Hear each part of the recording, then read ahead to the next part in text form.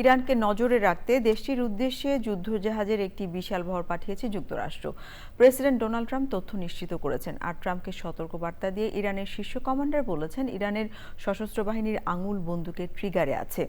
আন্তর্জাতিক রাজনীতি বিশ্লেষকদের কেউ কেউ মনে করেন ট্রাম্প প্রশাসনের পদক্ষেপ মধ্যপ্রাচ্যের উত্তেজনাকে আরও বাড়িয়ে দিতে পারে। বিস্তারিত জানাচ্ছেন আমিনা রহমান শুক্তি।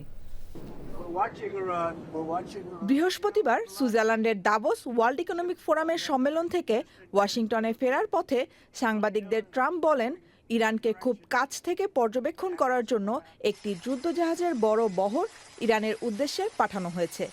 একজন মার্কিন কর্মকর্তা জানান, এশিয়া প্রশান্ত অঞ্চলে রওনা দেয়া এ যুদ্ধজাহাজের বহর কিছুদিনের মধ্যে ইরানের উপকূলের আশেপাশে অবস্থান নেবে।